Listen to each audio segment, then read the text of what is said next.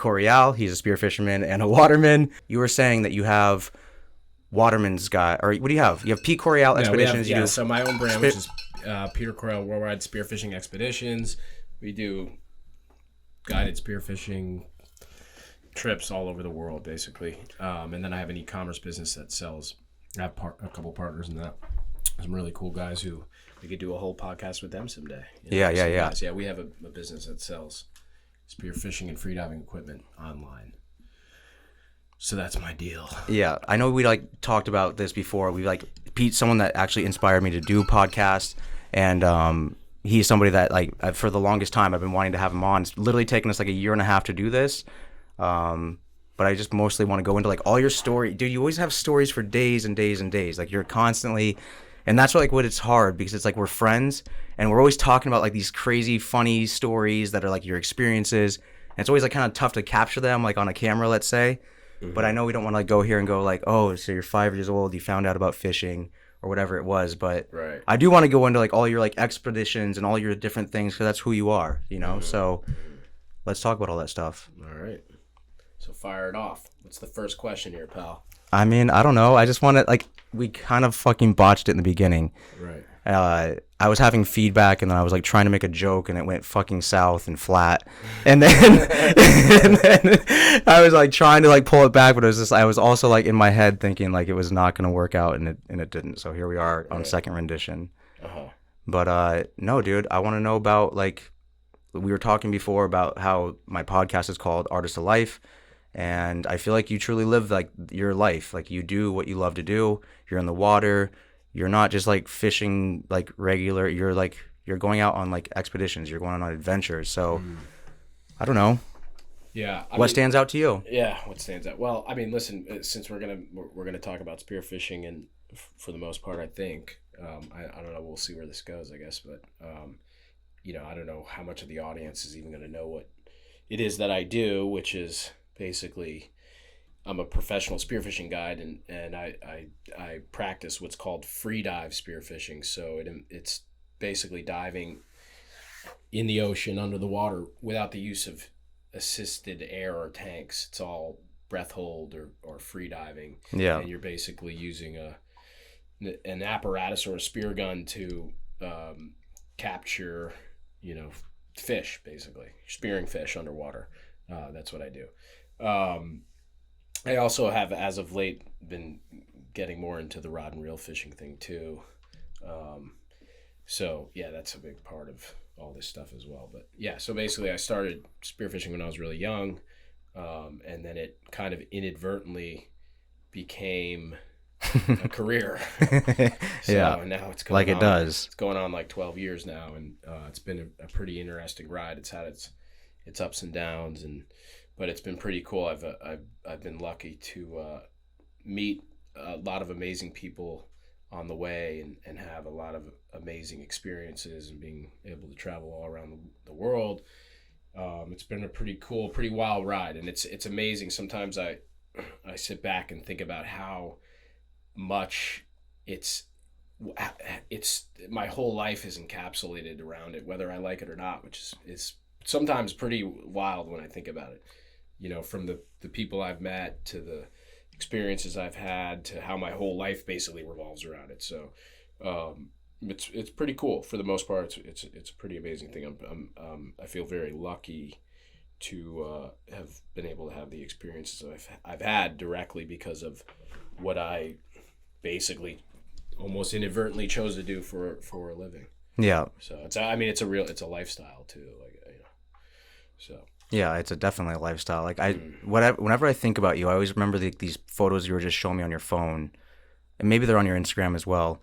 But you're dragging these two giant fish up the beach, and you're on this deserted kind of island, you're in the middle of nowhere. Where was that? Which picture was it? Sorry, say it again. You're dragging those two giant goldfish up the beach. Oh yeah. It's a cool photo. That was down in Panama. That photo. Man, there's a lot of stories from those days. That photo was taken on a trip years ago in Panama. I had started a spearfishing outfit down there with a buddy of mine, and we were running these remote spearfishing trips. We were basically camping on a deserted island. It was called Isla Montuosa, and living in tents and going out every day and spearfishing and eating our fish every day for damn near breakfast, lunch, and dinner. But yeah, it's a cool photo that kind of encapsulates what we were living at that time. It was pretty cool. Yeah, the guy actually who took that photo, he's a really cool guy. He was a guy from Florida. He actually lives in Miami, I believe. It's funny, we did so many trips there over the years, and they kind of all blend together, and you kind of forget about some of the trips, but there were so many crazy experiences, and once in a while you have things that kind of remind you of a specific trip, and you just reminded me of that one. That was a pretty cool trip. There was a ton of fish on that trip. It was a really cool group of guys, and was just a wild time. Wasn't it also like a narco stop too, or something like that? Yeah, that island. It's basically dead smack in the middle of one of the biggest drug trafficking highways in the world. And did your followers say whether they want to hear about spearfishing or cocaine cowboys? Let's get a vote. Who wants to hear about spearfishing, and who wants to hear our opinions on the cocaine cowboys documentaries? Dude, that's what we were just talking about, like that Billy Corben documentary. This is like insanity. What was going on down there? The actual Wild East. Yeah, the Wild East. I mean, it's like that was more crazy than what was going out in the West. It's insanity what was going on out there. It's unbelievable, incredible. So that kind of stands out as like a highlight. But like, I mean, haven't you seen pirates and shit? Like some like kind of like just like some wild like you were saying something about like where did you like have like a wild experience? I feel like Africa, where you're like there's some like kind of like some people like in these like pirate type boats. So you're like, all right, kind of stay away from those people. Was that you that was telling me about this? I don't know. I don't know if that was me. I mean, I haven't had any pirate encounters, but I mean, knock on wood, I've in all the stuff we've done out on the ocean, I've been lucky enough to there's certainly been close calls of different degrees, but obviously everyone always thinks sharks. Yeah, right. Yeah, you guys are like one with them. Yeah, certainly any I guess you could call it close calls that I've ever been involved in with sharks have always been our own doing, where we're just pushing the edge or the limit of what we were getting away with. But I mean, this shark thing, and I will say nowadays, people are more, there's certainly an awareness of, you can look back on when Jaws came out, and I think the general public just didn't really know much about sharks, and there was this general idea that they were just incredibly dangerous, and if you were in any waters where there were sharks, you were dead. That's not really the case, of course. I mean, I've seen your video. You guys are like with them. Yeah. You're like in their house. Yeah. I mean, and we're certainly not the only ones, doing, if you want to call it extreme things with sharks. But that's certainly an element of what I do is being around, depending on where we are, it's every location's different. There's some places we go to dive or spearfish where there's lots of sharks, and you're around them and with them all day in the water, and it's actually a really cool aspect to some of the, it's a cool experience for me. I think it adds to the whole experience of learning their behavior, being comfortable in the water with them, just being around them. I mean, it's an amazing thing. And then certainly, there's a learning curve of, knowing how to act around them or whatever. And then there's an element of pushing limits with them, and that's when things can get weird. Yeah, and I've never personally, not to say that this can't happen, I've never been in a situation with sharks where it was just like completely had nothing to do with me, and I jumped in the water and I was being attacked by sharks. That's never been an issue. It's always, like I said, pushing a limit or pushing the edge of what you can do around them, whatever your environment is. Yeah, exactly. I mean, obviously you get a good read on them. What is any answers? How many people we got watching? No, we just have a couple. There's like 3 people right now. We had more earlier, but we'll see as it goes on. You were telling me, I think a couple weeks ago, or like a month ago, or whenever it was that I saw you last, but you were saying that you were swimming and all of a sudden you just saw this giant eyeball going by, and it was a whale. Oh yeah, that was That's that was in actually insane. Baja. Yeah, it was funny. I totally forgot about that. That's like, back to what I was saying, like one kind of quick little experience. That was pretty cool. That was in Baja. It was on a liveaboard trip. It was actually a trip I wasn't working. I had just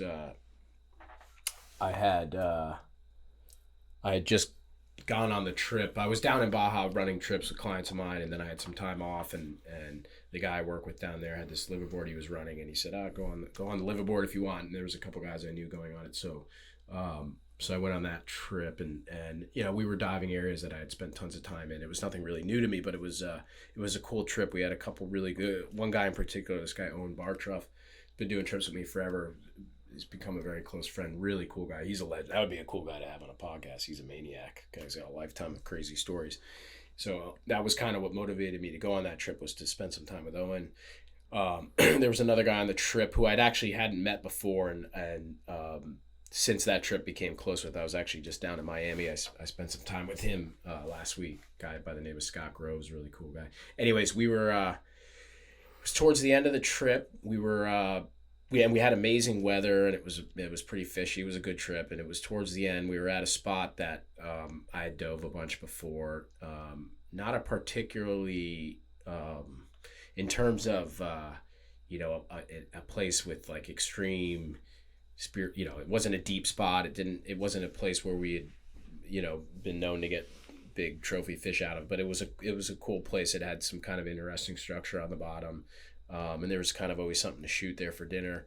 So that particular day, there was like this incredible visibility. It was like top to bottom. And we were diving it towards the end of the day, and there was no current, and everyone had kind of spread out. And I was kind of kicking along the edge of this reef, and we were only in, I bet it was about 70 feet of water. And that time of year in southern Baja, you get the gray whale migration. And I was kicking along the surface, and I turned to my right, so I was actually looking towards the shore, and 15 feet off my shoulder was this giant gray whale. I mean, it's wild to see a giant whale like that in shallow water. Yeah. It was just kind of swimming next to me, and it was like looking right in its eyeball, and I was like, that's pretty wild. And I just kind of went off and did my thing, but I kind of forgot about it. Yeah. And I've had a bunch of cool encounters with whales, and that one I kind of forgot about, and somebody recently reminded me of it, and I was like, oh my God, that was pretty wild. Yeah. Huge gray whale swimming basically on the surface in 70 feet of water. Is that what they do? 15 feet from, I get at times. I mean, that's crazy. They come in shallow, and that, yeah. Like I said, that there's like a migration that time of year in that part of the world. And they come up in like the mangroves and shit. And, wow. Yeah, it's pretty cool. So they come in shallow, but you hear them when you're diving. It's you hear them all, and it's crazy because you can't tell how far away they are, and you'll be on these dives, and you're like, "Fuck, is this thing like right over me? Like, am I gonna run into this whale as I'm swimming back up to the surface?" Oh, that would be so. I never even thought that was like an issue. Yeah, there was another. That time, would be so. Yeah, that'd be crazy. Wild. You gotta wait for that thing to go. Yeah, there was another time when I was diving in Puerto Rico, and there was a humpback and a calf, and same thing, shallow, 60, 70 feet of water, and I jumped in with them, and they were like down near the bottom. It was wild. I swam. I got video of it. I swam super close with my camera, and I actually got a little nervous because they kind of took off, and they move slow, but their body's fast. moving slow, but they're hauling, and I almost got like hit by the mother's tail, and I was kind of like, whoa, I'm gonna holy shit. Yeah, it was pretty cool. That was pretty wild. So when they're in the water and they do start like creating force, does it actually create like a percussion of water? Yeah, I mean you get like a little wave, cavitation or whatever. Yeah, you feel the force. That's crazy. That's like a crazy force to feel. Yeah, it's pretty cool. Yeah, it is. It's funny because like they don't move. They're so slow, but just like they're just going. Incredible power. Yeah. Yeah, pretty cool. It's crazy that people even whaled before.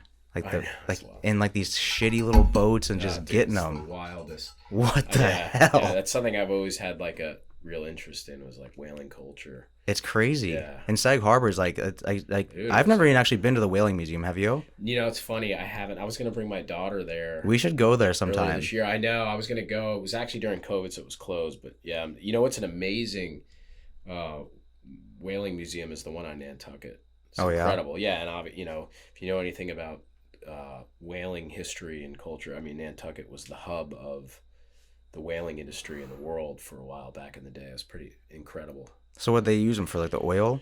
Yeah, the oil. I mean, they lit all of Nantucket with whale oil.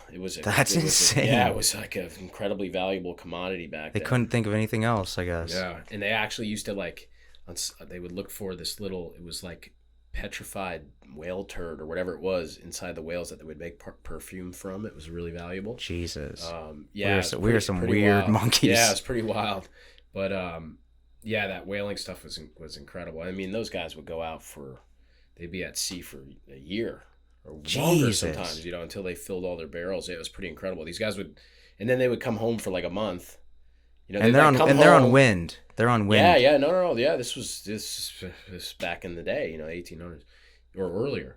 Yeah, I mean, these guys would come home for like a month. They'd like knock their wife up, leave for like a year or two, come back. They'd have like the kid, that they hadn't even seen. This is obviously. All right, is this guy ready to work yet? Yeah, there was no FaceTime back then, so it was like, you come back and there'd be this like 1-year-old kid you hadn't even seen yet. Yeah. And then they just go out and get some whales. Yeah. I mean, it's pretty crazy. There's a really good book called In the Heart of the Sea, which is like the true story of Moby Dick, basically. Pretty incredible book. I actually read that book twice. So did you read it recently? No. The last time I read it was years ago. I was actually the second time I read it. It was during one of my seasons down in Panama, and it was. I remember I would read it in my tent at night, and some of those days. That's so classic. Sometimes back then it was like. That stuff was rough, we were working nonstop for like 3 months straight and living in a tent the whole time, basically. It was kind of rough living, and I would, like a book like that, you would read it. Like I'd read a couple pages at night or whatever, and you'd read how tough these guys had it. And so it'd like put things in perspective. You're like, all right, I got this whole tent. Yeah. I'm sleeping on an air mattress in a tent. And these guys were like, they'd be on a ship for 2 years. Wet. Yeah, with gout. No, they didn't have freaking grunions back then. You know what I mean? They were like, it was just gnarly. And then if you were low on the totem pole, I mean, that was tough living. You slept down in the freaking we were so gully soft of the compared ship, to that. and like, and they didn't make any money. Most of the guys would come back and they'd be in debt to the boat because they'd have to buy like, they'd have to buy their own supplies from the ship store on the boat. So by the time they got back, the little money they made, they had to pay it back to the ship owner because they owed them for whatever, clothes or whatever they had to buy. I mean, that was tough living. It was pretty wild. It's crazy because like where I grew up, you don't really learn about whaling or like a lot of ocean culture, even like marine biology. Yeah. So it's like as I've gotten older, just like I'm like so curious about it because it's like it's just a whole new world. Yeah, it's not quite the same when you go to the mountains. It's like, all right, there's deer, there's bears, there's elk. Right. And we have such a rich mariner culture. Yeah. In New England, Nantucket and. Well, even off the coast now out here, like that whole bunker situation that was like pushing around, that's like because it's like thriving out there right now. Yeah, it's been pretty wild. We just went to this shark panel situation with the South Fork Natural History Museum, and that's what Angel is actually like. She's doing a film project with them, so they study all the sharks, and they have like these. Have you seen these cams that they're putting on the sharks now? Yeah, it's pretty wild, dude. Actually, kind of sick. They're a couple grand. They put it in the dorsal fin, and like they could like it goes. The shark has it on for like, I don't know, maybe 8 hours or 10 hours or something like that, and then it like pops off, and they have a GPS and they go pick the thing up. Right. But the footage is insane. But they have like spinner sharks up here, which they said they have never really had them up here. And there's like all these different species of sharks that like they have not really like they're like thriving up here. There's like a lot of sharks that have pushed from down south that like are generally not here. Right. But that plume that like everyone saw on Instagram, did you ever actually see it? I saw a bunch of footage from this year. There was that amazing footage that guy had of those. No, not the footage, but did you see? Because we both went out there, like when I was out there with Dave and you're out there with Loic. But did you guys actually see that big bunker, like that, or that big whatever you call it? What do you call that big thing of fish like that? Oh, the big bunker schools. Yeah. Yeah, I mean we got into them this year. We didn't see I think we just weren't in the right place at the right time. I mean, we saw whales and sharks. Yeah. I mean, we saw, I think 2 baby white sharks right off, a couple 100 yards off the beach. And that's what they're trying. That's what that whole foundation is like trying to they're trying to find, because it's supposed to be like a nursery. It's supposed to be like a breeding ground or a nurse. It's a difference. There's like a breeding ground and then there's like a nursery ground for those white sharks apparently. But they're like there's not really that much research on them. Like they're kind of a mysterious creature. Yeah, it's pretty cool. Yeah, some of that stuff going on. I mean, Luik had that situation flying his drone from his house by Ditch Plains a couple weeks ago, and there was a giant, square miles school, migratorial, I guess, school of spinner sharks, thousands of them. Yeah, that's what they're saying. Incredible. Yeah, and I don't know. Oh, a couple weeks ago still? Yeah, is that has that been seen before? Is that something that's happened before? Has it happened and no one has seen it? It's pretty wild. Real quick, I'm going to say there's actually a buddy of mine just left a little comment here. My buddy Captain John, dude, that's another character. He says, "Hey Pete, give us who just joined a fill-in on who you're interviewing." So I'm actually technically not doing the interviewing, but Brett is. So John, to answer your question, we've got my good friend Brett Loving, really interesting guy. He's a crazy moto head. He's an artist. He's a builder. He's an artist of life, and he's got this cool podcast that I'm honored to be invited to join in on. So that's who we got here to answer your question. Who's the camera on now?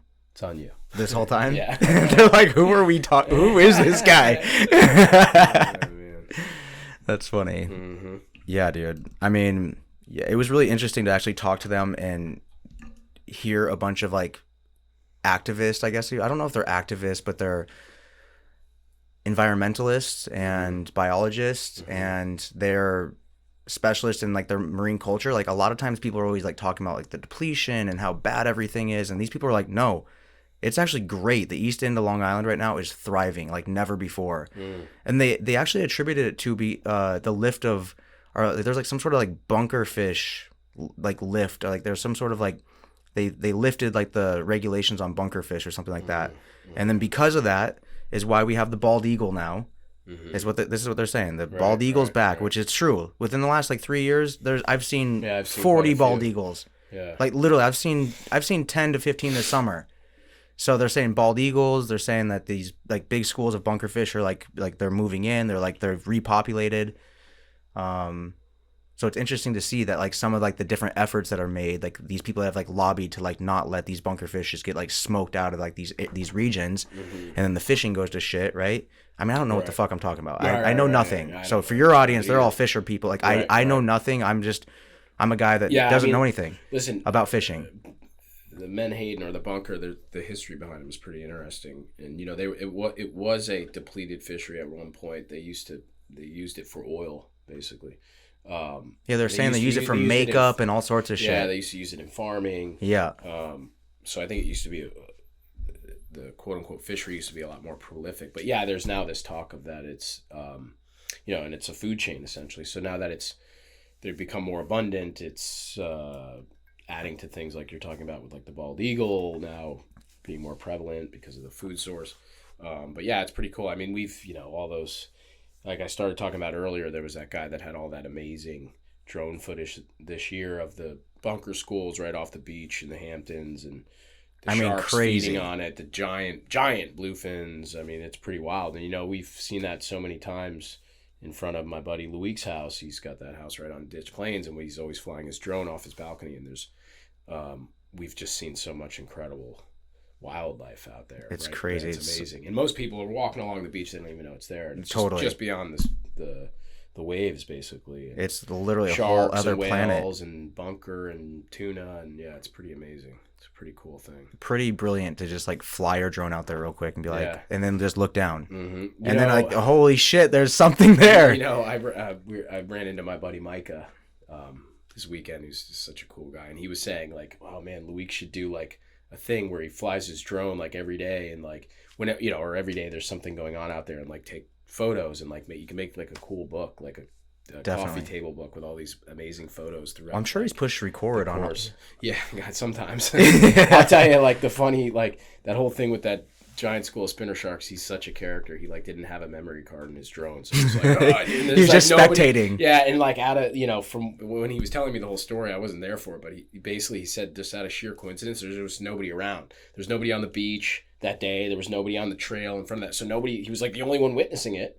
And he's witnessing this incredible thing that he's like, man, I don't know if anyone has ever seen this before. And he's like, he's got no memory card in the drone, so he can't. So he ended up taking his phone and recording what was playing on the remote of the drone. Hilarious. So he has some he's got proof of it. But he's like shit in panic mode as the drone's in the air. Like, God damn it! It's pretty. It's unbelievable. I have so many moments like that with a damn drone. Like you get it up and you push record, and there's like no memory space. You're like, what in the hell are we even doing here?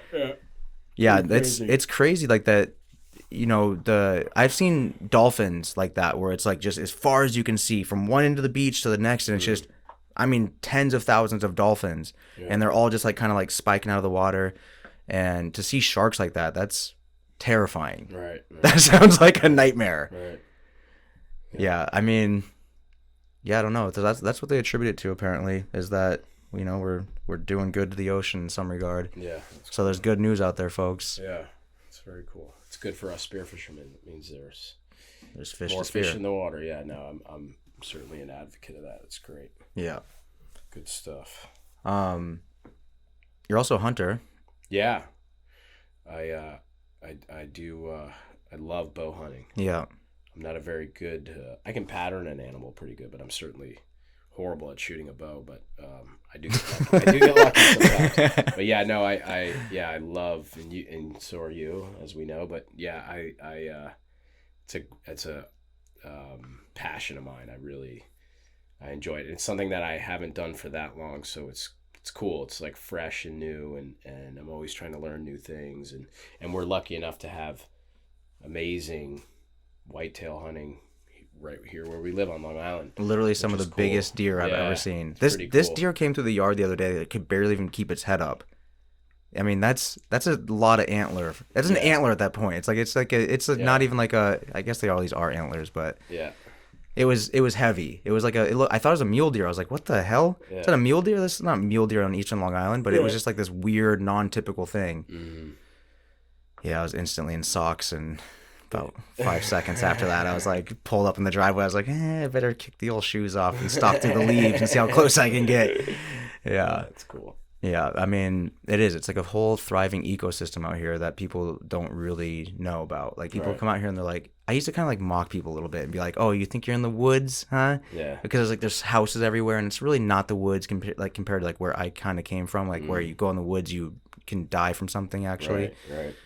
But still, there's like a thriving ecosystem here. The turkeys are... I've never seen more turkeys. Yeah. They're almost annoying. Yeah, there's so many turkeys. There's so many damn animals actually out here. It's pretty crazy that they just like kind of coexist off everyone's like Scott home care garden system. Mm-hmm. That's like what they're eating, I think, the whole time. Yeah, it's pretty crazy. But when you go hunt, I know you do a lot of tree stand hunting. Yeah. Are you interested in doing more like spot and stalk? Yeah, 100%. And I've done spot and stalk. Not a lot of it, but I've done it. I did a cool trip with a client of mine. Funny enough, it wasn't a spearfish.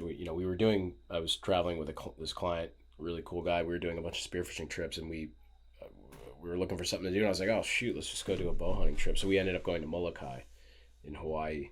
Oh yeah, yeah, it was a cool. That's right. For access deer, yeah, that was cool, and it was mostly. A lot of it was spot and stalk. That was a really cool trip. Tons of deer over there. They're really cool animals, those axis deer. Very good to eat. They have these cool antlers. The hide is really cool. They're a lot smaller. Yeah, they're smaller. But really cool. That was an interesting trip. But everyone always explains those things as like totally switched on. Like they're just like way more alert than most animals. I know. I heard that. I remember going into that trip, like doing a lot of research on them. And it was not like that. No, they are. I mean, I don't. You don't have a database. No, I don't think they were any more tuned in than a whitetail. Oh, really? Yeah. I mean, the whitetail here are very switched on. Yeah, for sure. I mean, it's, this is like, we're hunting them in timber and in the woods or whatever, but it's certainly like urban hunting out here. Typically, yeah. For the most part, we're not urban hunting is a crazy. That should be a T-shirt. But we're not hunting. I mean, most of the Hampton's Urban Hunting I League hunt are no more than 40 acres, so it's like these small plots of land, and in between houses and roads, so I would consider And the deer hunting. Yeah, but I mean, people should also know the deer are moving freely through that. It's not like a 40-acre farm of No, deer. no, right. But that's what It's I'm not saying. plug I mean, and they're play. moving. They're going from like somebody's backyard into a wooded area that's only 40 acres, where they're pinch points and funnels and all that. But I would kind of consider it. It's urban still hunting. hard.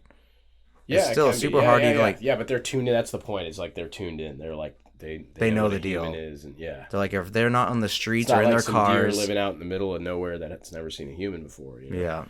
So it makes it kind of. I remember like when I would be in the woods as a kid, like if I would see an animal and it was spooked, it would see me and it would spook and it would run away. You could always like whistle or like say something and it would stop and kind of like look back at you.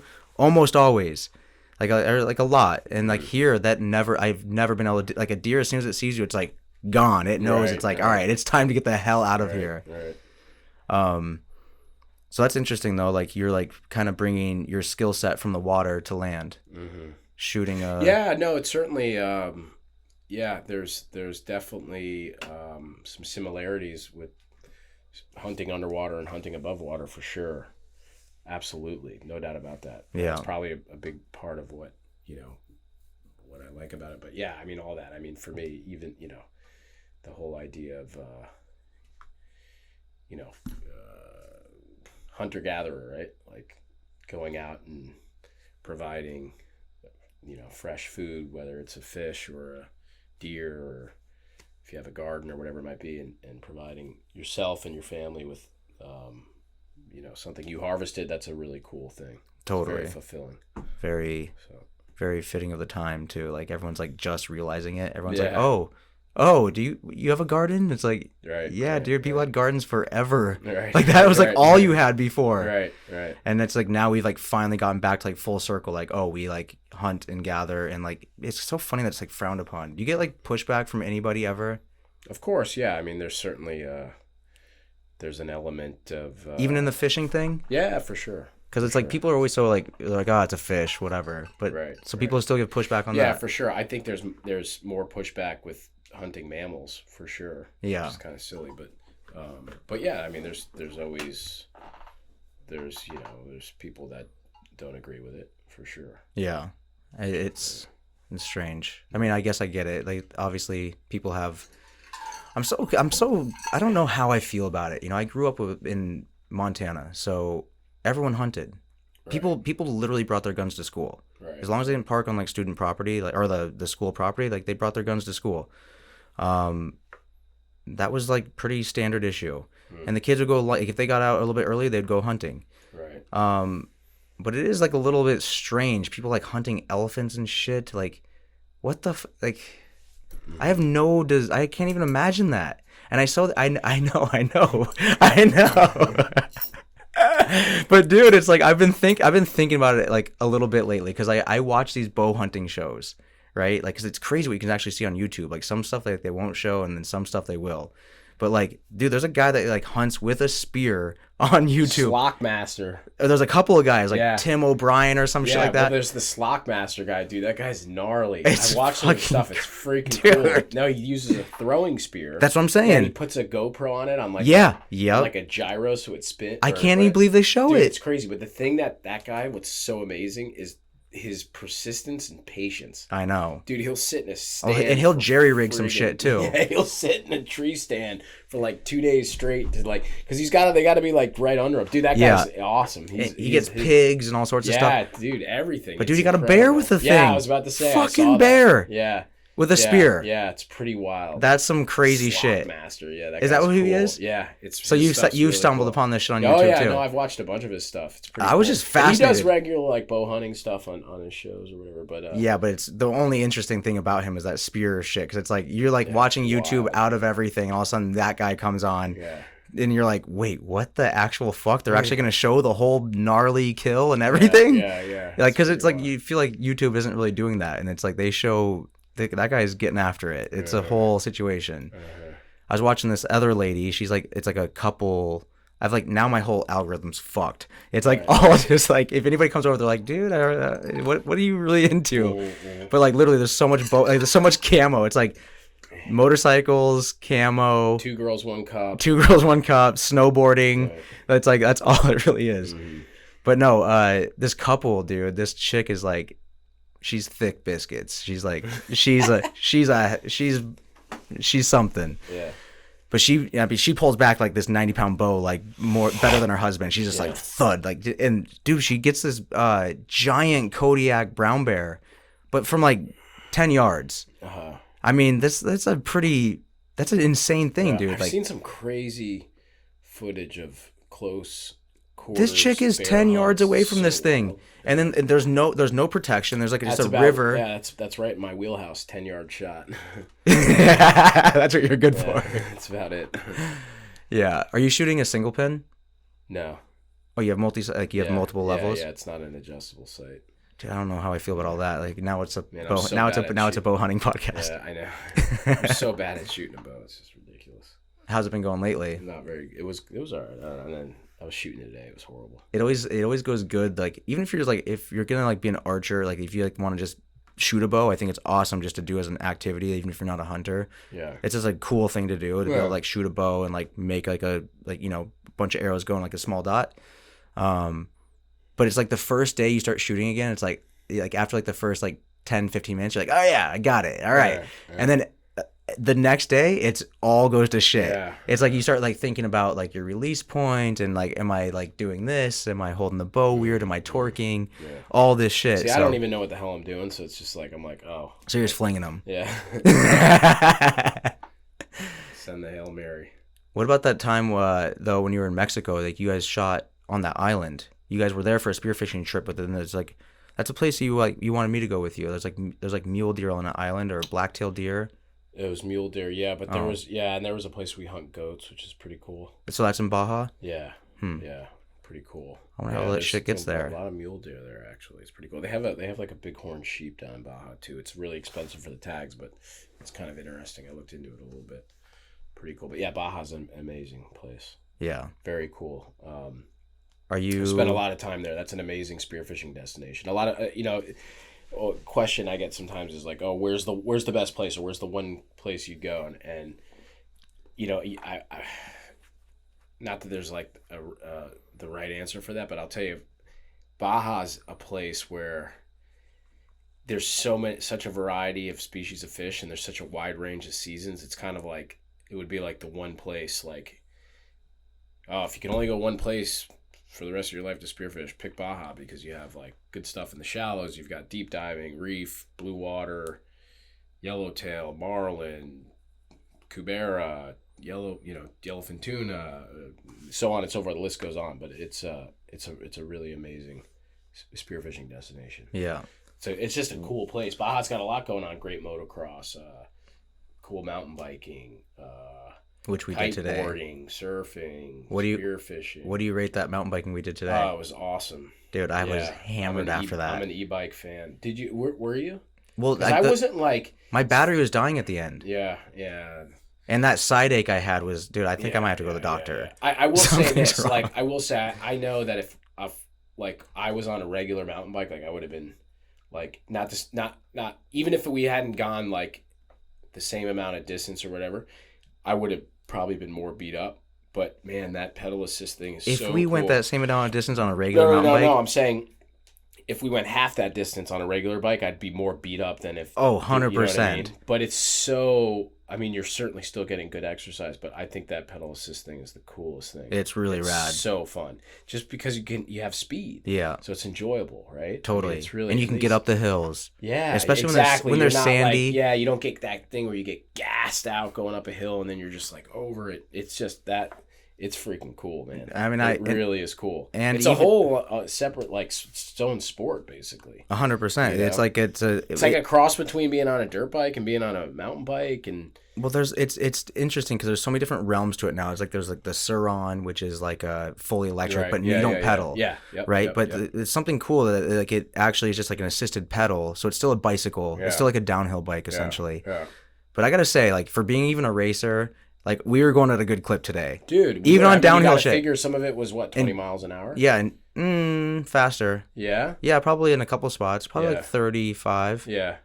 You know what's cool is, like, it allows you to focus more on the aspect of going fast on these narrow single track trails.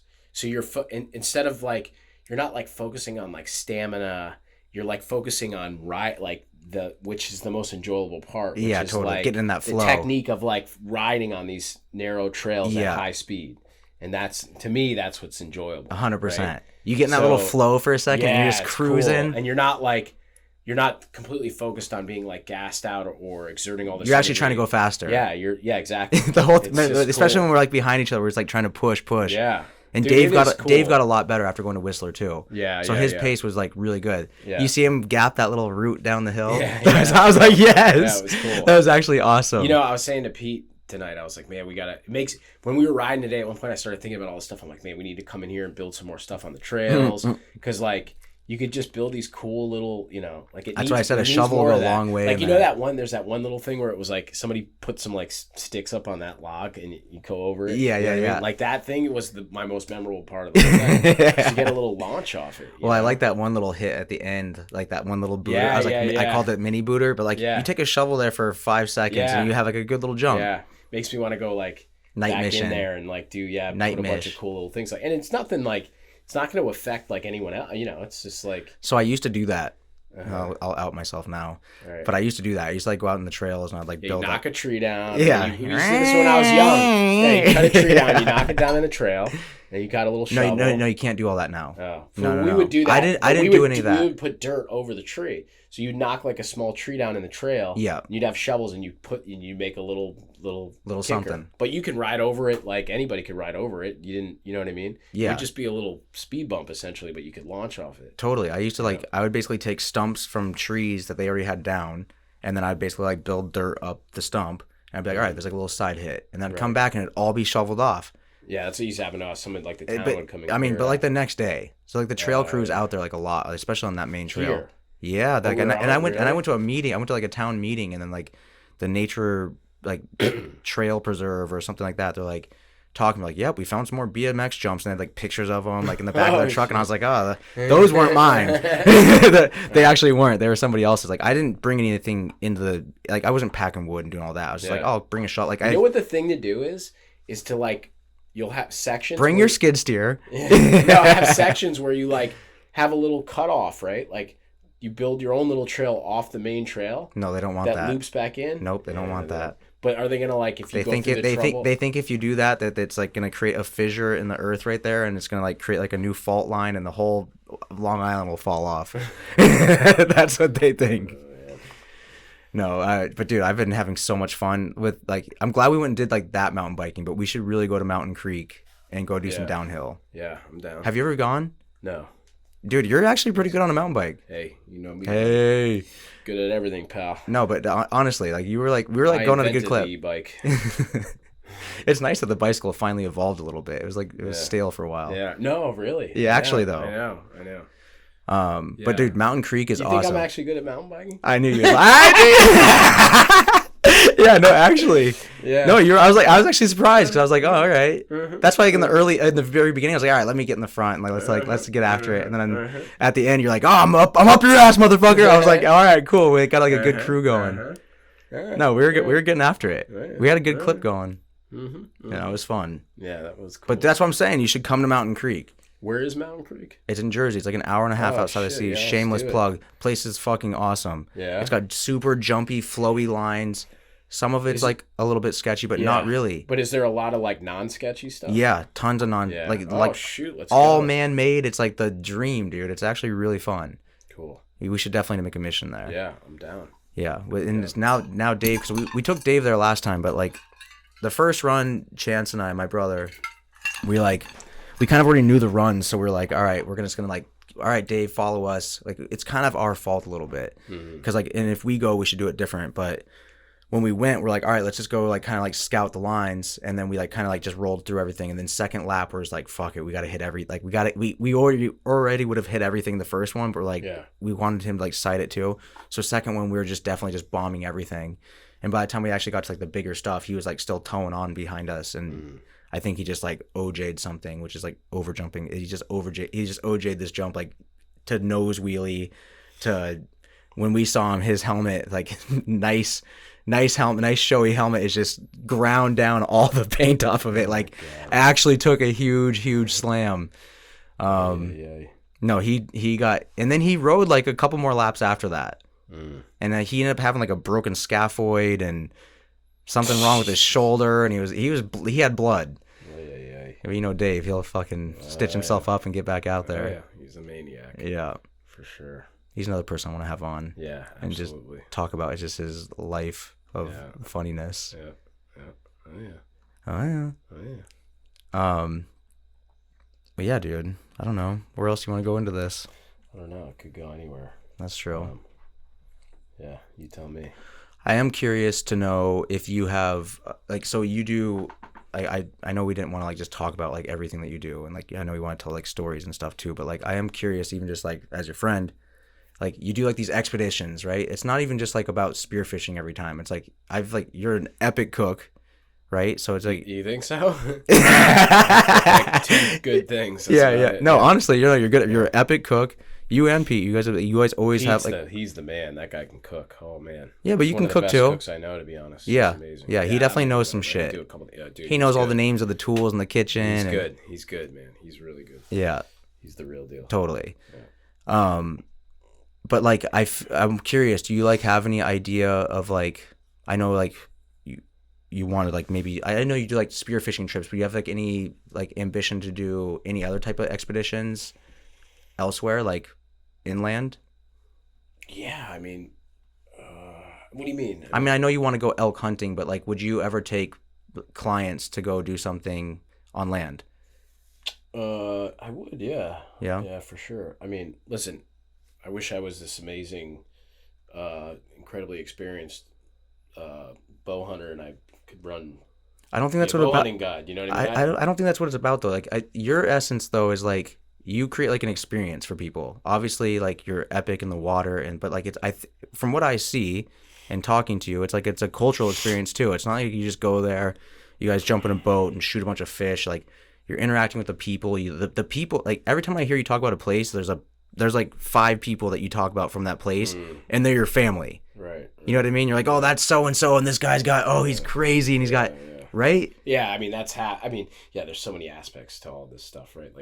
Like these, a big part of my life, obviously, and it's like what I do is like all this travel and going on these cool, crazy trips, and the people that go on the trips, the clients, all these amazing, crazy people I've met over the years, and then the contacts and the people that you meet along the way in these different places is certainly a cool aspect of like being able to go to a place you've been to that's on the other side of the world, and you show up and you've got a bunch of people there that are super cool and unique and crazy, and you roll into a place and you have your contacts and they're going to help you out with this and help you out with that. And yeah, I mean, that's a huge part of the experience for sure. The human element, and it almost sounds cheesy, right? But like, no, it doesn't. That's like such a big part of our trips and over the years too. One really cool thing is the spider web of friendships, and meeting someone here and then introducing them to this person, putting these 2 guys on a trip that never met before, and then it's like these 2 epic people. But that's like, what I'm talking about. They become friends, and it's like this giant like spider web of people, and then everyone starts planning new experiences, and like you go here with this group and here with this person and here with that. I mean, that's just a very cool element. It's part of the whole experience, right? Well, and it doesn't even have to be like necessarily bow hunting or something like that. Like, because I remember it could be anything. I mean, well, no, because you mentioned to me before a trip where we would go to maybe Panama, and then also do like a motorcycle expedition. Yeah, that's a good example. Yeah, there was a guy that one of the many people I know down, interesting people I know down. Like, is that still an option? Yeah, for sure. That guy's still running those awesome motor trips up in the mountains. Dude, that's epic. It's epic. Dude, that guy's such an interesting guy too. What's the guy's name? It's not Graham. Kieran. Oh, okay, Kieran. Yeah, he's got a guy that's helping him with it too. That's like a professional. I wonder if it's Graham Jarvis. Yeah, it is. Is it? Yeah. Dude, it's so weird. Like the most keyed in people. Yeah, that's every who time he brought in with his whole thing. Don't you think there's something to that? Like in so many different realms, funny. Some keyed in motherfuckers. Yeah. That's the Kieran started the whole thing there. You're like an attractant of like these people. Yeah, that's so funny. What made you think it was him? Because Graham Jarvis is amazing. He's an like enduro rider, correct? Yeah, off-road rider. He's just dude. He's like won Erisberg. He's like a fucking legend, dude. Yeah. Like I mean, beyond. So I follow him, and I've been seeing that he does like a Panama he's ride doing series. it, yeah. But they're crossing rivers with zip lines now, Dude, and like it's they have it sick. totally set up. So if the you guy guys want who to, started that, Kieran, is this amazing guy. so this is the guy you know. Kieran, yeah. Kieran started it. He used to run a property for a buddy of mine down there, and Kieran's just an all-around interesting guy. And whenever I would be down there on these dive trips, and I would be with Kieran, and we started talking about motocross one day, and he was like, "Oh yeah, man, we have," because he would split his time from down on the coast to up in the mountains in Boquete, and he was like, "Yeah, he's like, we got a whole," he's like, "the riding's amazing up there. You got to come up and check it out sometime, and we have a whole crew of people that do it, and it's like there's like a scene, you got to," and then total scene. Yeah, then he started this like company. They got a whole fleet of Husqvarnas, and they do these sick trips. I remember, I showed you, like, I mean, it's the riding up there looks amazing. They'll do a ride where they go all the way down through the mountains, down to the beach, back up. Dude. And then I saw that guy, I didn't know who he was. And I actually talked to Kieran about it. He's like, "Yeah, we got this guy, Graham Jarvis or whatever. And just him alone will bring people." Yeah, and I see all the footage of him riding there. It's insane. That guy is the most technical. He's so technical on a bike. Stuff. Just like the way he can like nose wheelie onto things and like wheelie, like almost he can do like almost like a cross between trials riding and off road. Right. So he can like get up like onto rocks. Trial riding. Yeah, dude, he's so technical. Yeah. And they have all that crazy stuff there when they're riding in the riverbeds and like all those big boulders and looks like some crazy technical riding up there. 100%. And like they literally, but they have it so dialed in now that they've like spent some time. It's like they got the zip lines across the rivers. Like they got it like Yeah, dude, honestly, that guy Kieran, he's a badass. So knowing him, it's probably whatever, the trips they do are probably insane. What would it look like if we went down there? We'd spearfish for a couple days and then like jump on with those guys for a couple days. Do all that, yeah, for sure. That would probably want to spearfish beforehand because you're going to be wasted after riding. Yeah. True. But we got to do that trip. I know we've talked about it for a while now, but it only took us this long to do a podcast. Probably about 10 years before we go on that trip. Yeah. That looks like an epic trip. Dude, that would be cool. It's cool up in the mountains too. It's like the climate is completely different. It's only like 45 minutes up into the mountains. It's like cold up there. Yeah, I'm sure. Yeah, it's bad. It's amazing, beautiful. That's what I mean. Like that would be just that expedition alone. It's like it's not just about the spearfish and all that. It's like life experiences. Dude. If you're gonna go down there, like get all the action you can. That would be ideal. I mean, I feel like a lot of people are in seek of that though. Right. You know what I mean? It's like you go to these places to like go do something, and it's like what do you do? It's how many vacations have you been on? Which probably not you, right? But like most people, they go on a vacation, they're like, "Oh, we're gonna go rent some surfboards, bro." Mm-hmm. You're like, "Dude, this is like there's not even a wave out there." Right, you know what I mean? Yeah. I don't know. It's just I feel like that to me that piqued my interest when you started like talking to me about that. I was like, "Whoa, dude!" Like I started like actually envisioning it. I was like, "That would be such a legendary trip just to go do." Mm-hmm. I mean, obviously, I guess technically we could do that here. We could go ride in Orient and then go spearfish in the afternoon. Of course you could. But it's just not the same. Yeah. No, but that would be kind of cool. Maybe we should do that. Yeah. That'd be cool. Yeah. Yeah, dude. How many people are tuned in? 2. No way. Yeah, that's right. Any comments? Couple. Actually, there's my buddy Larry. He's from where I grew up. He's such a cool guy. He's a total character. He dropped a little comment in there. What'd he say? He said, "Brett, you're the best." What did he really say? I said, "Pete, you the best." Yeah, he's a legend. Cool, fun guy. Total character. Remember those? Shout out to Larry, Joe's Pizza. Maybe now's the time when we drop the Johnny conversation. We should. I was trying to tell Angel about these conversations that we've recorded. Oh my god, dude, it's so funny. Crazy. What a character, dude. Yeah. So I used to have this guy that worked for me, and his name is Johnny, and I called him up to say, hey, be at work tomorrow at 7:00. That kind of situation, and it was supposed to be like a 5-minute phone call, and ended up with me and Pete basically we didn't fall asleep on the couch that time recording him, but He talked for about an hour and a half, and we ended up recording the whole conversation. It was just complete truck driver comedy for days. Ugh. Yeah, he's a character. Yeah, we won't go into it, but it was too out of control. Character, bro. Dude, like the fact that people like that exist. Dude, it's so This is like the stories. makes life worth living. It's like I want him to be on the podcast, but also it's like it's immediately canceled. I don't know. It's like it's immediately No, I canceled. think it would be great. I don't know. I think it would man. be Some great. of the shit he matter talks of fact. about. No, I think that would be amazing. All right, turn it on. Yeah. No, I think we should have him physically on it. Oh, that's the thing. You should have him physically It on it. can't be I just think me and him. It can't be just me and him. I'll sit here with him. Yeah, you guys would be great. Dude, it would be amazing. I'm like, that's got me excited, actually. Literally, it's 1954. Should we call him right now? Call Call him right now. All right, let's do it. Let's fucking call Johnny. Hell yeah, let's fucking Now do the it. fun starts. Hell yeah. All right. Forget talking about spearfishing. No one wants to hear that shit anyways. Oh, man. Johnny truck driver. Angel, I'm sorry to bother you. Can I ask you for one of those? May I have one too? Actually, Oh, wait. Let's Can get we this party started, pals. What happens if I smoke in here? Should we both smoke? Yeah.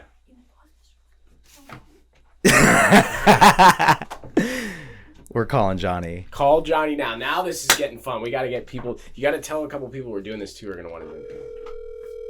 Can you hear it on your end? Yeah. Oh, yeah. I hope he picks up. You must read people's minds. I was just thinking about you. What's that? You must have telepathy because I was just thinking about you. What the hell? I said, I gotta call Brett. What happened? I said about an hour ago, and I said, I wonder how Brett's doing. Can you tell me how things work? That's hilarious. That's how the world works. Mhm. I was just with my good friend Pete, who you met at my art show down at Long Beach, and I was like, we gotta call Johnny. We're doing a podcast right now, and we have you on the podcast. We wanted to call Johnny and just say what's up.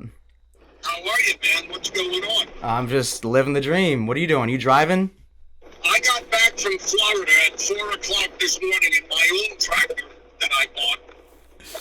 I delivered the cigarette race boat down to South Florida on the west side over to Port Charlotte. Yep. And I tried to get some things fixed on that truck before I left. Nobody, not even Valcheck, could handle me. People have looked everywhere. I rode down there with no AC. I had to get the AC compressor mounted, charged up. I got that all done. I stopped at the Allison transmission dealer in Jacksonville. That guy picked me right up. They got me going. That truck runs damn good, Brett. It's similar to your little black roll-off. That's what it looks like. Oh, it's one of those trucks. What year is that one that you have? 2000. Mine's at 99. Oh, so It's got the 530 motor in it. It's a good motor, you know. have you visited what route you running? Have you visited the colony, the rat colony? Visited who? The rat colony. Oh, you know, they poisoned all of them. I stopped by today, and there's a whole new colony. What? There's a whole new colony. Of rats. There's all new tunnels. I gotta start bringing them food. Right now, I have a bunch of bones from my lunch. I'm on my way into the Bronx.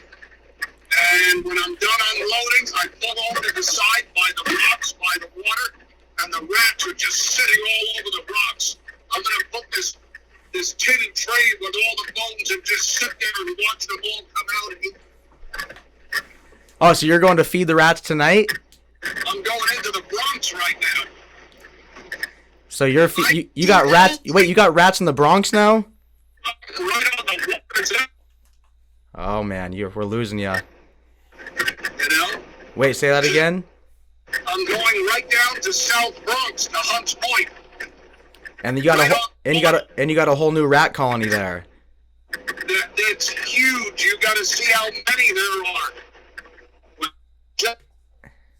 and you look out there and you see all the glowing eyes, they're all rats. Do you have any? Do you have any that you recognize? Not there. No, these are mean rats. My rats started to get really trusting with me. They were coming right up to the truck. I would call them, they'd light up, and I'd throw them. They poisoned them. What do you? Oh, they poisoned all those ones. What the hell? Johnny, you got to get some service. Where are you, at your house? Yeah, I'm at home. That's why they're up in the hills today. No, I got full LTE over here. Oh, we may have lost him. Holy shit, somebody lost some furniture on the highway here. The fucking nightstand all smashed into splinters and shit. You see stuff like this all the time. Where are you at? Right on the corner of Manorville Road and Sunrise. Oh, that's an area. It takes me an hour and 20 minutes to get into the Bronx. So you're bringing them food? I'm bringing the fish market their fish, and I got food for my rats. Yeah. Wait, so what kind of food are you bringing the rats? Oxtail bones No way, you're spoiling these things? with chunks of fat and everything. Winter's around the corner. Winter's around the corner.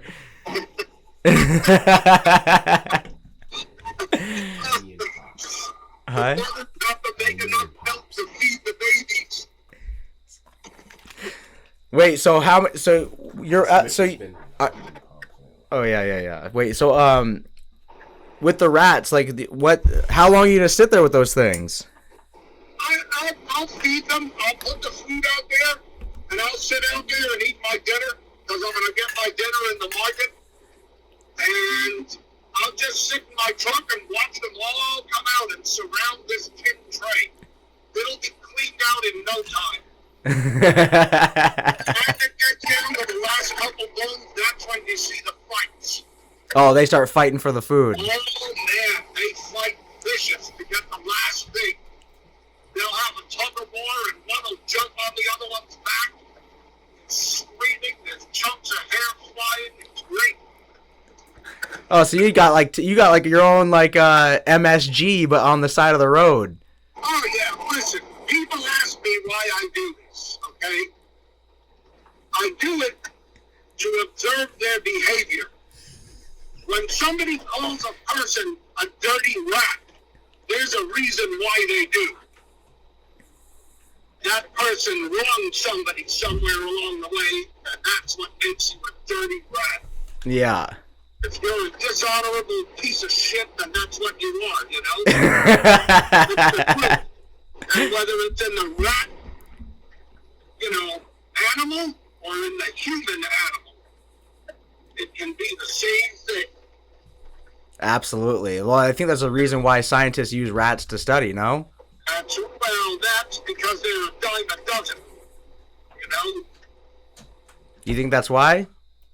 Yeah, but where I grew up, in Nassau County, there was a place called Primate Imports. Nobody believed me there. They did testing on these cute little monkeys, and they'd kill them.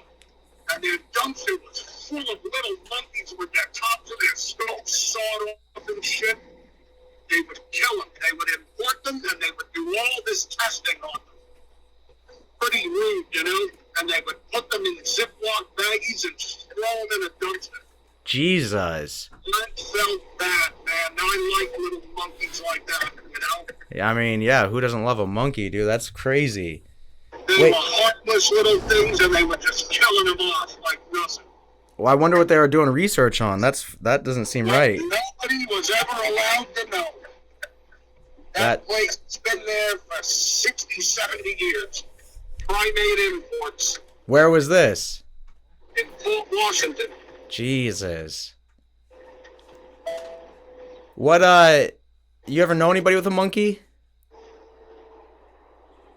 Yeah, when I was a little kid, They had one? my neighbors had the most exotic pets. Lizards, parrots, monkeys, and I'd go over their house every day after school, and they had this little fucking monkey with a ring tail, and it would run all over the house, and it was toilet trained, and was sitting in the kitchen, and the little monkey had to take a dump, and it ran into the bathroom. I was like 7 years old, and I'm looking at the monkey, and it screamed at me. It was sitting on the toilet. And it jumped off the bowl, and it ran out, and it jumped on my lap, and hit me right in the palm of my hand. Oh. He didn't want me watching him take a sip. So that's what happened. You know? What kind of monkey was this? I'm trying to remember what it was. It's a common little thing. Cute little monkey, man. They don't get that big. So you didn't hit it or anything when it bit you? No, it just was looking at me, and I'm watching it sit on the toilet and screaming at me. And they said he doesn't like to be watched. It jumped off the bowl and ran out and bit me. Well, why didn't he just shut the door? He tried to, but he couldn't reach it. What an idiot. Harmless animal. I forgave him, you know. Yeah. You still have your pig? Oh yeah. I got Ozza. She's great. I was gonna ask you. So you been riding motorcycles anymore? Oh yeah, I do when I can. You know why? I want to sell all of my bikes. Well, so there's a event next weekend in Connecticut. I want to actually give it a plug, so we're gonna post this on Monday. But it's in New London, but it's like where the guys do like the Harley wheelies. My boy Tall Boy will be there, CJ Barham. It's coming about the crash. Oh wow, no shit. Yeah, so they do like all the burnouts and all the other stuff. But I wanted. Season, I've wanted to, you know. What's that? All season, I've wanted to go over there, but I'm stuck in this friggin' truck all the time. And Dan, who I drive with, he just bought a race car trailer that holds 5 cars inside. And he wants me, because my truck's set up for gooseneck, he wants to hire me next weekend to go to Ohio and pick this up. Oh, well, this is the 25th, so if you can make it, great, but it's right in New London all day next Saturday. So I just want to give it. It's called East Coastin' for the people that are listening to. It's a pretty cool event. Everyone that's going to go there, it's awesome. I'd love to. If this trip falls through, I'll definitely want to go. Yeah. Okay. Well, I got my electric light as turnkey. I can hop right on it and go. Well, I'll definitely keep you posted. I want to. I'll definitely text you all the info and let you know. That's going to be on a Saturday, isn't it? Yeah. Hey, didn't you crash a Harley or something with a deer or something? Oh, yeah. Back in 08. What happened? I hit a 6-point buck on Airport Road. Did you go down? Fuck yeah. That thing ran out of the woods and flanked me from the right. I was on my old shovel head with the 8 hangers. If I were on any other bike, I wouldn't be telling you this story because I would have been dead. That's crazy. That buck launched itself right in my path. It was airborne when I hit it. Jesus. My headlight hit it in its left shoulder, right about the heart. And its hind section came under the 8 hangers and hit me right in the fucking chest. And blew you off the bike? It sent me straight back. My feet went under my saddlebags. Instinctively, I grabbed the saddlebags with both hands. My head went back, and on an old shovel head, you have a steel plate where your license plate goes. My helmet hit that steel plate right where about an inch above the helmet line. If it was any lower, and it took a huge chip out of my helmet. If that was an inch lower, that would have been my skull. Jesus. My feet were stuck under the bags. I'm looking up at the sky. I'm laid out. I pulled myself up, and the deer's head came right under the bars, and the whole back went right past my face and chest. And the deer's head was on my tank, and his back was laying on my front fender, and he was kicking his hind legs, and he was stuck to the bike. I tank slapped so hard 3 times, violently. Oh, that's the deer worst. was still on the bike, and his head was twisted on my tank, and he was spitting blood all over my jacket and shit. And I'm going, I said, holy shit, I'm looking right at him. You ever hear a buck when they groan? Yeah. He was doing that, and he was spitting blood all over me. I was covered in the deer's blood. Jesus. His back was on What did my it sound? What was the sound that he made? They make a groan. You ever hear them during running? At night, you must hear them up by you. No, what's his sound? I don't even know what that sounds like. You'll never forget it. It's like, they make a deer call for that. You can buy that cabels, and it mimics the buck's mating call. So, kind of like a turkey call or a duck call. And It says moo? Huh? It goes moo, moo? No. A moose doesn't move. Because I used to hear them all the time up in New Hampshire. All the time you'd hear a moose. And moose's sound echoes through the woods from far away. You'll still hear the deer. The deer is, you'll be outside at night and you'll hear it. But, anyway, the thing was stuck to my bike and was kicking its hind legs. And I'm swerving left and right, tank slapping it. And the deer swung its back feet around, and my front wheel drove over the feet and ripped his head right off of my. Oh, that saved you. Saved me? No, it didn't. Because my rear wheel went over its whole rib cage. It was like Jesus. I got shot off. It was no different than getting shot off of a mechanical bull at 50 miles an hour. Oh, no. I was 20 feet in the air, swimming with my arms and feet looking down at my bike. Oh. And I said, so this is how it happened, huh? That's what I said. I said, God, please let me come out of this one okay.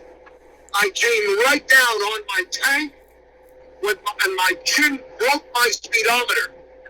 Jesus. My balls landed right on the fender and dented the fucking fender. Your balls dented the fender. I hooked the steering head with both arms and pulled myself back up onto the bike. And when I did 3 more wicked tank slaps and couldn't come out of it, and I laid the bike down on the right side. I lost my right hip, the whole palm of my hand, my elbow.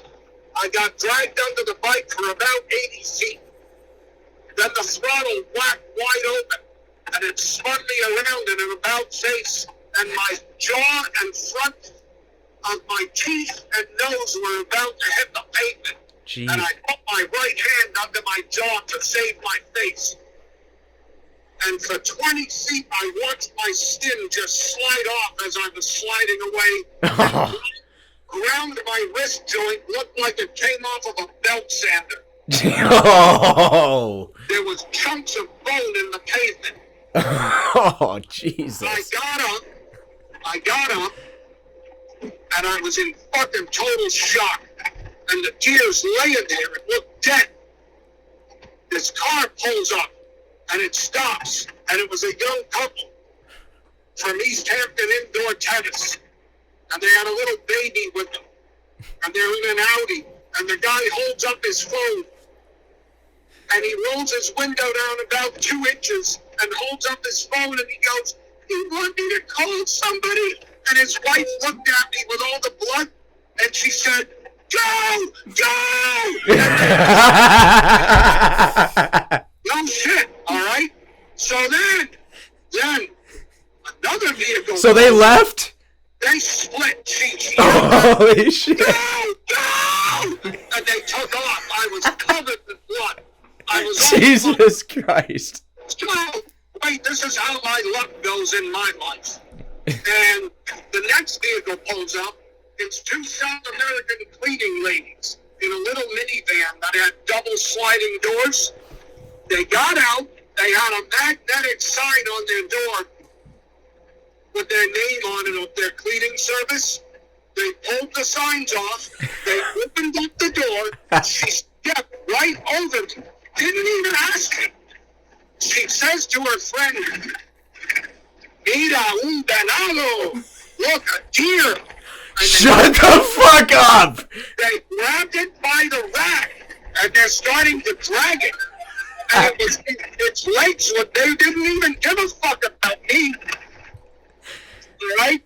Then I'm laying there, and I'm losing it. I'm ready to collapse. I'm standing, and I'm looking at my fucking hand, and my elbow had a huge hole in it. My pants were torn open on my hip. The sole of my boot was ripped right off. My sock was half off of my foot. I was a fucking mess. Wait, so they loaded up the deer? They were trying to, and I hear this vehicle coming around the bend, really hauling ass. And I go, oh shit, it's a blind curve. Whoever this is going to hit them. I don't want to get killed. And I'm losing it, and I'm leaning forward with my left hand on my knee, just with my head bowed down. Because I wanted to just sit down on the ground. I couldn't stand up anymore. I was in shock. I was losing blood. I was hurt, man. I hear this other vehicle, and that vehicle, turns out, I hear somebody yell my name. I look up. You know Riley? Yeah. It was him. And he looked at me and he goes, holy shit, John, what happened? I said, I hit a deer. And he sees the two girls trying to drag the deer. He said, get away from that animal. She goes, I know speaking English. He goes, bullshit. Get away from that animal. Holy hell. It appeared to be dead, and they were dragging it. It let out that groan, and its back feet kicked, and it got up, and it had this huge flap of skin when my headlight hit it, right down to its ribs. My headlight visor cut right through all the shoulder muscle and everything like a and the deer was fucked up, and it got up on one knee, and it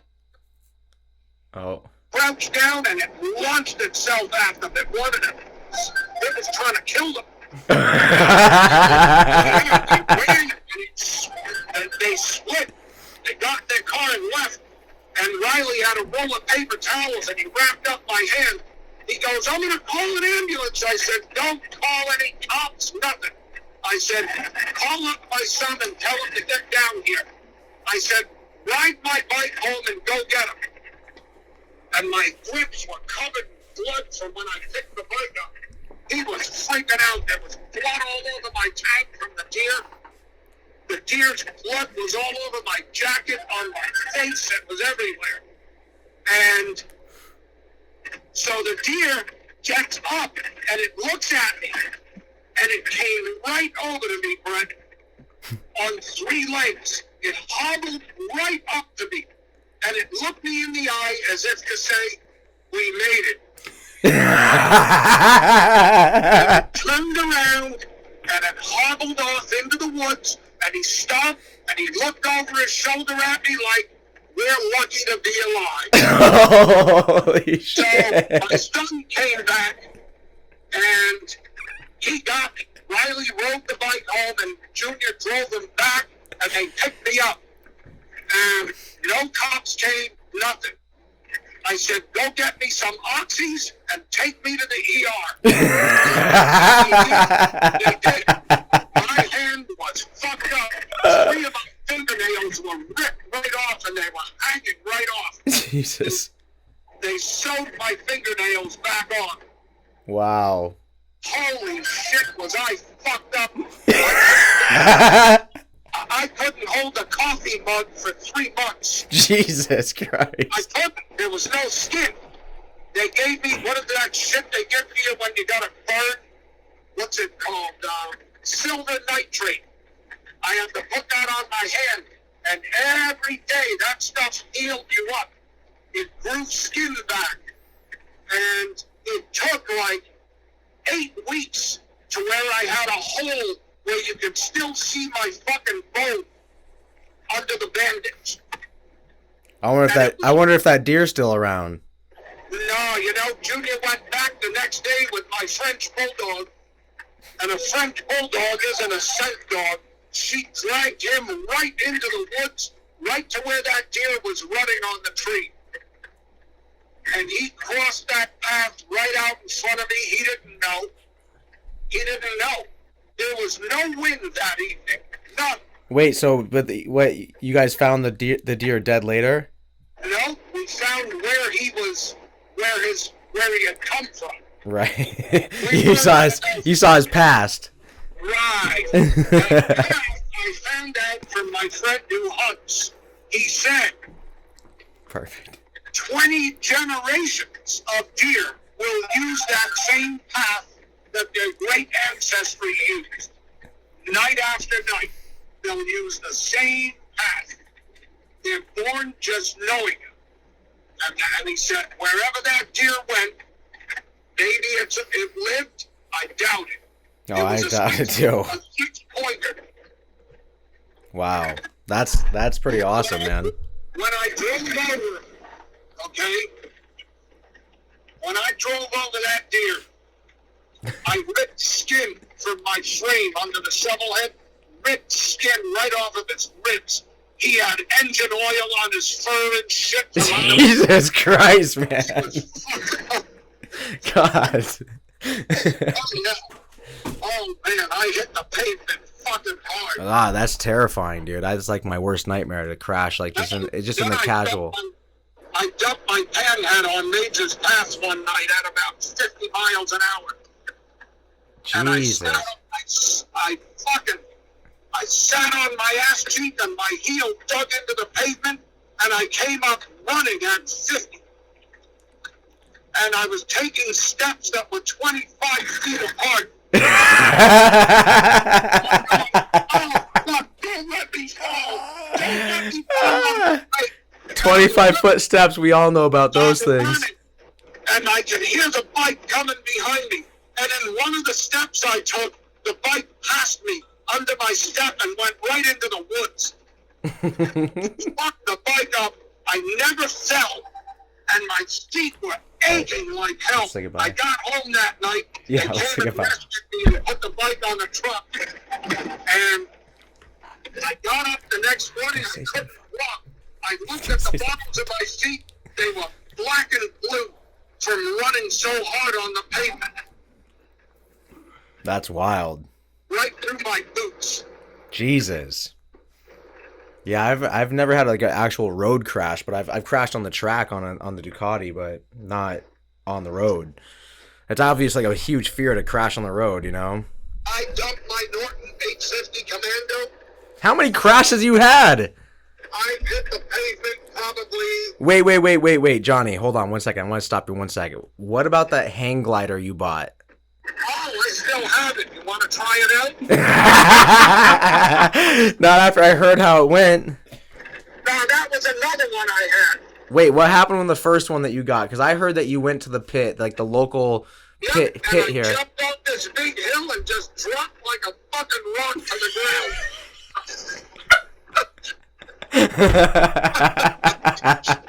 Since then, I've gotten more updated equipment.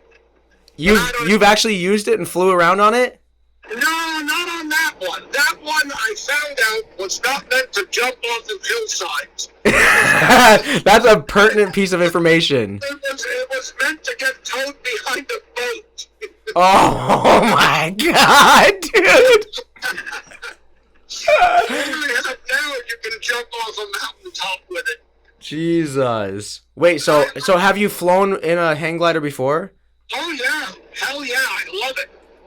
I mean, it seems pretty awesome, actually. It is, but what I'm really set to do now is not hang glide. I want to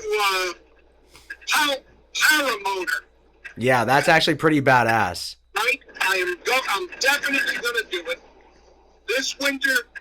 If I start hauling boats to Florida, which I think I'm going to, I'll have time to spend down there, take my lessons. Yeah, get certified, get the paramotor. Right. Hey Johnny, my phone's literally about to die. Oh wait. It just did, actually. Oh, man. It's actually dead. All right, that was a perfect little segue. People like that exist. Yeah. How fucking hilarious is he, though, actually? He's never not like that. Oh, my God. All That was amazing. right, let's buckle back in. Yeah. All right. I might conclude our podcast. Yeah, that's the end of what we were all just talking about. Oh, my God. Yeah, he just took this fucking stage. Dude, I had to cut him off before maybe something cancelable was spoken. Are you still living? No, I'm not. No. Dude. Oh, God. The deer, the descriptions. It's amazing. He's never not like that. I've not talked to him for a year. When's the last time we talked to him? That was it.